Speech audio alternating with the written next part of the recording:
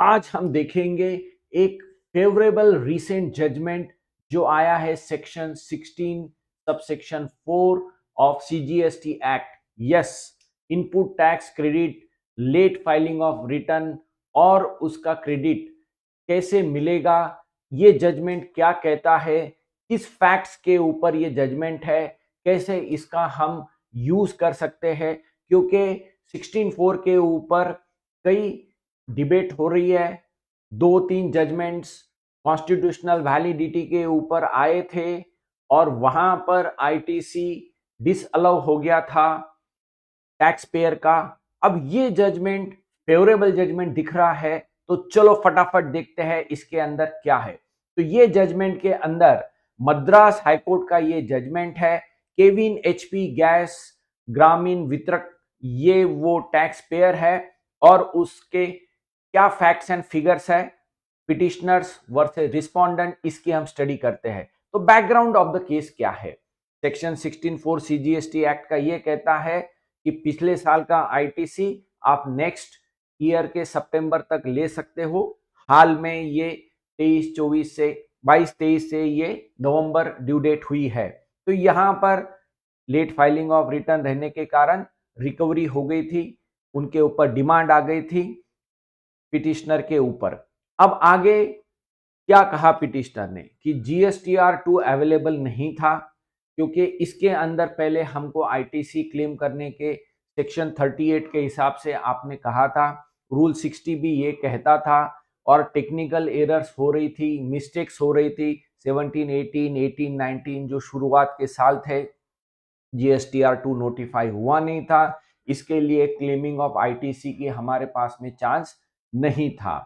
फिर जीएसटीआर2 नहीं अवेलेबल होने के कारण हमको तकलीफें हो रही थी, आईटीसी डिसअलाउ हो रहा था, क्योंकि हमको यहाँ पर रूल 60 ये कहता था उस टाइम का कि जो भी आईटीसी क्लेमिंग रहेगी वो जीएसटीआर2 के हिसाब से इनवॉइस लेवल पे रहेगी। दोस्तों, ये पुराने सेक्शन रूल 60 की हम बात कर रहे हैं।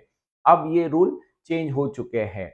अब और एक कंटेंशन क्या कहा गया कि यहां पर रेवेन्यू का क्या लॉस है। आईटीसी तो मेरा अवेलेबल है, मैंने लेट फाइल भी अगर किया हूं तो मुझे आपको आईटीसी देने में क्या प्रॉब्लम है जब सप्लायर ने ये पूरा पैसा भर दिया है।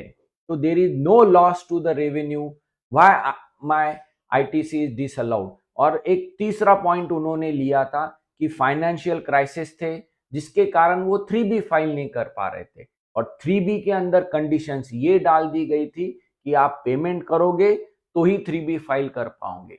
यानी यहां पर मुद्दा ये रहा कि आईटीसी के लिए जीएसटीआर2 था बट वो एक्टिवेट नहीं हुआ, इसके लिए 3B में डाला गया, बट 3B के अंदर कंडीशन ये डाली गई कि आप पेमेंट करोगे तो ही 3B जाएगा।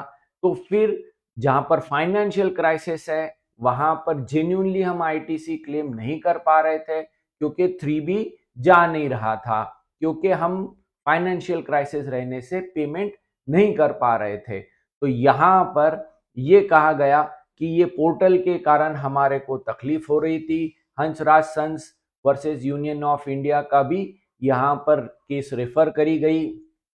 फिर इसके ऊपर क्या आगे डिबेट हुई कि फाइनेंशियल क्राइसिस तो ग्राउंड हो नहीं सकता है, बट टू अवेलेबल नहीं हुआ है, तो ये बात तो सही है। फिर लेट रिटर्न फाइल हुए हैं, 3B के अंदर पूरी डिटेल देनी पड़ती है, ऑनलाइन वो फाइल करना पड़ता है, और अगर टैक्सेस ही नहीं कर पाया तो 3B नहीं जा रहा है। तो इस केस के अंदर जो लेट फाइलिंग ऑफ 3B हुआ है, मैनुअल भी अगर इन्होंने भरा है, तो ये एक कंसिडर होना चाहिए पॉइंट। और कोर्ट ने ये कहा कि हम यहाँ पर ये डिमांड की ऑर्डर स्क्वैश करते हैं, क्योंकि ये जो मैनुअल रिटर्न फाइल किए गए हैं वो पिटिशनर के एक्सेप्ट करो, उसके अंदर जो आईटीसी आया है वो एक्सेप्ट करो, क्योंकि 3B without payment of tax जा नहीं पा रहा था, जीएसटीआर2 अलाउ नहीं हुआ था, तो उसका मैनुअल 3B एक्सेप्ट करे और उसका आईटीसी अलाउ करे। तो दोस्तों, इस जजमेंट का हम कैसे यूज कर सकते हैं। Number 1, financial crisis. नंबर 2, ये 17, 18, 18, 19 फाइनेंशियल ईयर और आगे के ईयर में भी ये यूज हो सकता है क्या, ये अपने को चेक करना पड़ेगा। और नंबर 3, रीजनेबल कॉस्ट चाहिए delay in filing of 3B। तो ये एक कश्मकश है 16(4) के ऊपर, कुछ कोर्ट्स ने कॉन्स्टिट्यूशनल वैलिडिटी के ऊपर जजमेंट दिया है जो टैक्स पेयर के फेवर में नहीं है। कुछ जजमेंट ये जो आया है ये फेवर में आया है। तो फैक्ट्स फिगर देख के इन जजमेंट्स का यूज करें और आगे बढ़े, अपने केसेस को चेक करें। ये मेरा मोबाइल नंबर, ये मेरा ईमेल आईडी, कर नीति का यूट्यूब चैनल आप देखते रहिए और कुछ भी क्वेरीज है तो जरूर भेजिए। Thank you.